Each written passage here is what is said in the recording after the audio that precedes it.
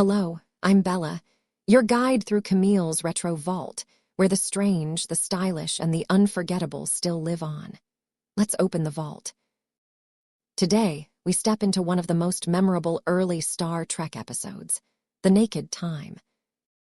This episode first aired on September 29, 1966, during the first season of the original series. What begins as a routine scientific mission soon turns into chaos aboard the Starship Enterprise. The story opens with the crew investigating a frozen research outpost on the planet Psi-2000. The station has gone silent, and when an away team arrives, they discover something grim. The scientists are dead, apparently driven to madness and self-destruction. Lieutenant Joe Tormolen accidentally becomes exposed to a strange contaminant left behind at the station. It is not a disease in the normal sense. It attacks the mind rather than the body.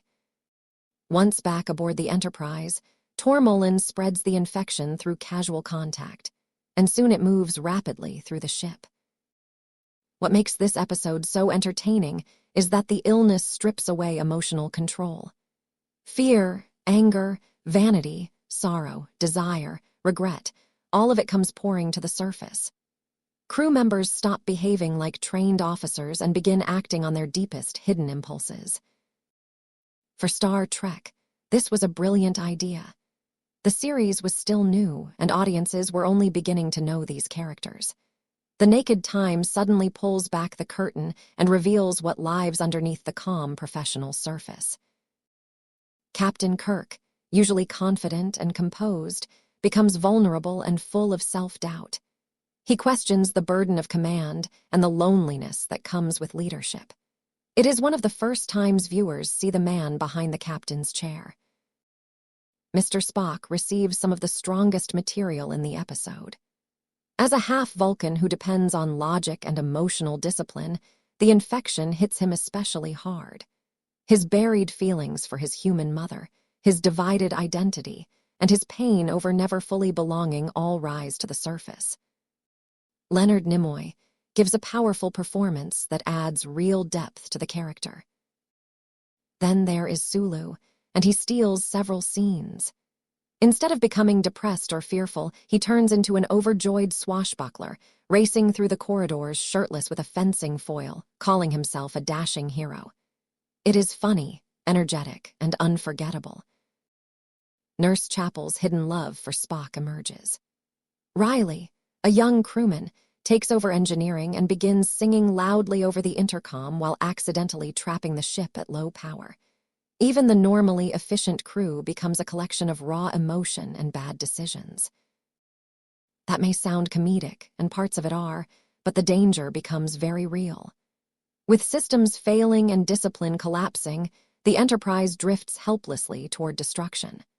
The virus has turned the most advanced ship in Starfleet into a floating asylum. What makes The Naked Time endure is balance. It mixes humor, character study, and genuine suspense. It gives the cast room to stretch beyond their normal roles while still keeping the stakes high. The episode also helped establish something important about Star Trek. The ship itself is not enough. Technology alone cannot save the day. It still depends on human judgment, courage, and cooperation. When those break down, everything becomes fragile. Visually, this is classic early Star Trek. Bright uniforms, clean corridors, dramatic close-ups, and actors fully committing to strange emotional turns. It has that theatrical style the original series used so well, where performance carried ideas as much as special effects.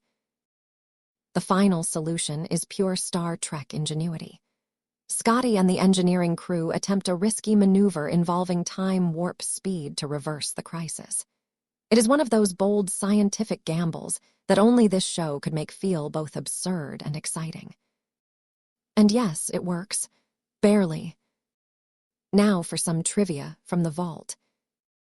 The Naked Time inspired a later Star Trek, the Next Generation episode called The Naked Now, which reused the same basic concept with a new crew.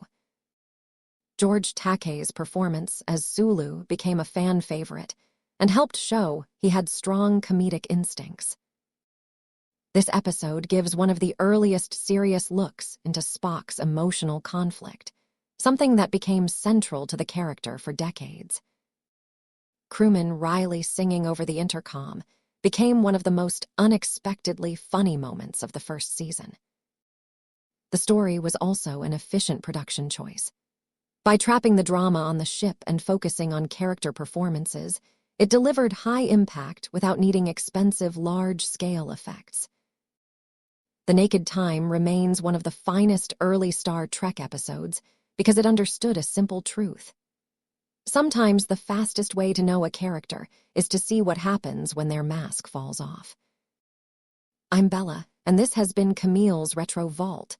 Until next time, keep your facers holstered, your emotions in check, and your eyes on the stars.